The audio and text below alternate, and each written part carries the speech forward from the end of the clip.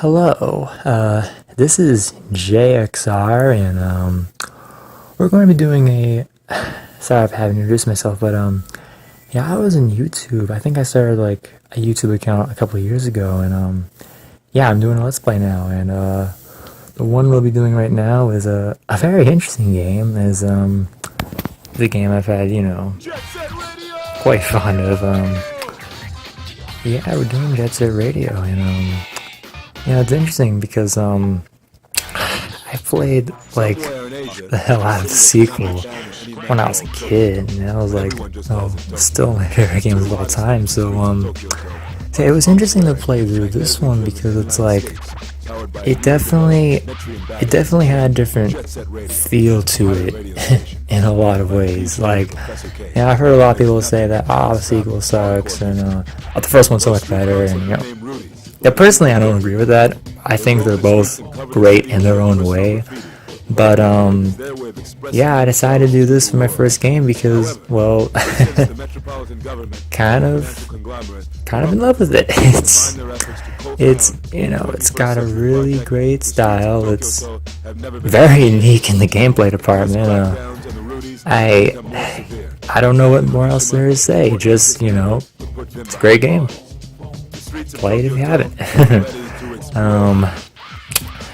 But yeah, for those of you who don't know, Jet Set Radio is it was a Dreamcast title for Sega's Dreamcast. It was an exclusive for quite a bit of time before it was released on the 360 and PS3 and PC.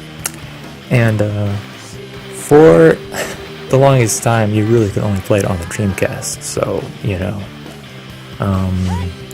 so there's that. And, well, if you're not familiar with the gameplay of this game, it's sort of like, I wouldn't say it's Tony Hawk. Like, I know people compare this game to Tony Hawk all the time, but it really isn't.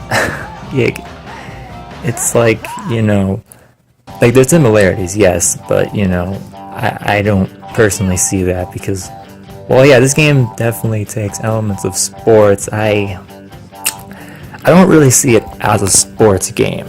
Like, I still see it primarily as a platformer because, the whole goal of this game, is kind of getting through the stage, like just finishing what you have to do, just, spray all the tags, you can get points all along the way, but that's not really the main goal, as opposed to something like, Tony Hawk Pro Skater. And, yeah, and if you haven't played it, it kind of gets a little hard to get really used to, because, like, it's definitely not a traditional platformer in any way. Like, most platformers, well, of the time anyway, like the 3D ones, like something like, say, Banjo-Kazooie, where it was like more of a collectathon. And it's not really like that. Even though the sequel did go more in that direction, the first one is like very arcade driven. Like, it's more about like finishing the stage in the most effective way possible, finding all these routes, hitting up all these tricks, all these, tags that get you extra points, so it's just, it's definitely a lot more like the thinking man's platformer in a sort of way, because it's like, there is like certain like paths you can take if you have played the game a million times or something like that, like and yeah, and that's the kind of interesting thing about Jet Set Radio, is that you can like play it a billion times or something, you can still find more like certain pathways you haven't seen before, because just how this game is structured, and that's what I've always found interesting about it, is that you have this tiny area.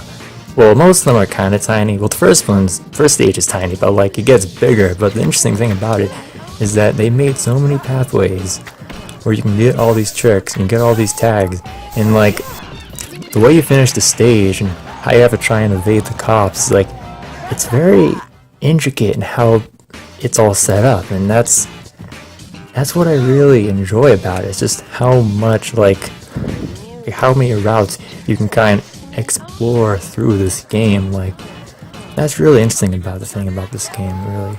And yeah, it's always like really rewarding to try and find all these different pathways you can take, or haven't taken, because you're too busy with the familiar pathway you're familiar with before, and it's a really cool experience. I would definitely give it a try if you haven't played it, And so probably shouldn't. I already should have told this before, but this is the tutorial for this game, and well, as you can see before, one of the members apparently we were just recruiting like the GGs, we just got gone, and now we're about to get tabbed. So yeah, there's not much to it. I mean, yeah, you have to, like, there's this one part where you have to sort of grab onto a car, but like, you don't really have to. Like, as you can tell, it's not exactly the most accurate thing in the world, so I'm just kind of like, okay, might as well grab onto it now. But yeah, just gotta grab those cans, Oh, okay, so to be fair, this game, the controls have not aged all that well. Let's be real here, And you can see how I'm kind of flaring all around, and it's still like a really fun game, I would say. It's not really, it didn't age that bad in my opinion, like compared to some other games of that era. But yeah, on the age side, I don't really think it is the worst offender in that regard,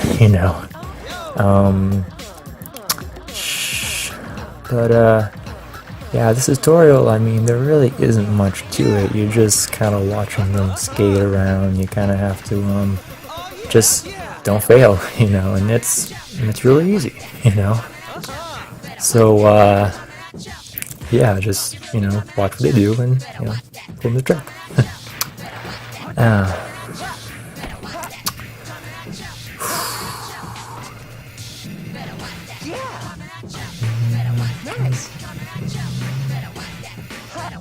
How did you like it?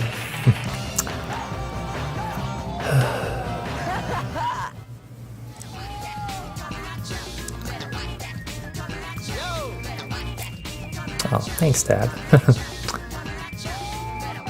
And that's the really weird thing about this game, is that for some reason some of the characters in like this game, their names got changed in the sequel for some odd reason. Like, I don't know, Tab is Corn, and I think they changed like Mute or Riff, and like, I really don't get that.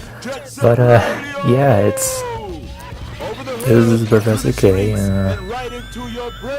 he's out there. Yeah, I've always kind of admired just how outrageous this character is, because it's like, ew, it's like, you look at him and it's like, man, this is one weird dude, and it's just so out there. Got the kings in this game. Oh man,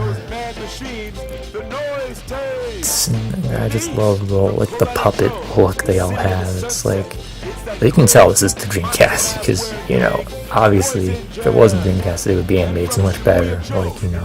Like in Jet Set Future, it was obviously they fixed a lot the dancing, because it looks kind of awkward here, But I'll give it a pass because it is the Dreamcast, and before this time, this game looked absolutely amazing, and it did kickstart the whole cel-shaded look that a lot of future games would take as inspiration, like Borderlands, No More Heroes, all that stuff, So yeah, this Yep, and now we're gonna start chapter 1.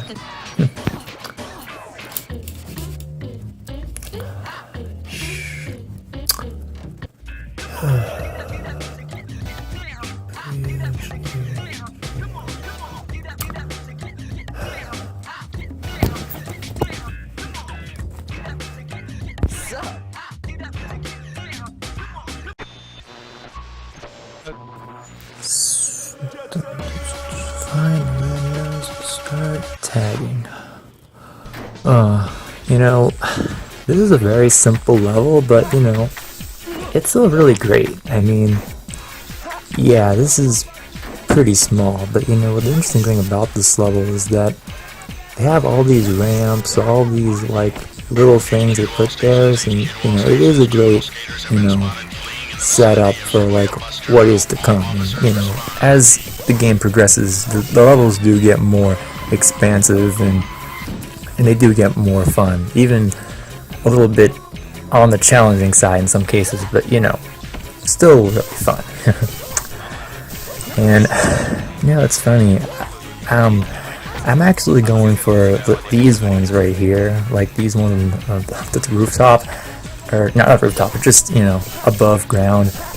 And yeah, I don't know why I picked these first, because like each stage has like these set of cops that come in the more tags you spray, and that's not gonna get me up there, so I don't know, maybe I just want to make it more challenging for myself. But oh, there's the captain, all crazy how to kill me. Oh, but yeah, this is not going to be like a 100% playthrough. I'm not going to get all the graffiti souls in this game, even though like the things you see, the logo that pop up in the air, like if you get them, you get all these like graffiti tags you can unlock, and they're cool. Like some of them are really cool, but I'm just gonna finish the main story. I'm not gonna even bother with them. Oh, I gotta run. But yeah, there's also like this ranking system this game has, and I'm actually not gonna go for the highest ranking, mostly because it's admittedly kind of tedious. I mean, I think you do unlock a character of the respective gang that's controlling the district if you do all of them, but I'm not going to do it here because, well, I mean, I just want to get to the story, and I think you have to like grind for certain points before you finish the level. So like, see, that's Nitro, so like it's not really that big of a deal. I mean, I'm just going to start through the story, so you know.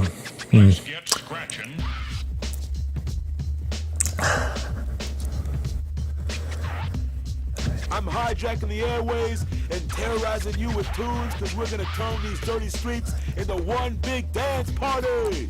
Jet Set Radio! Those cats who ransacked Shibuya Show, those are love shockers. They look absolutely nothing like they do in the sequel. Honestly, I kind of like this style here more than the sequel, mostly because they look, you know, more punkish and less, I don't know. Oogie oogie waka waka. Oh, anyway, that's it. Later.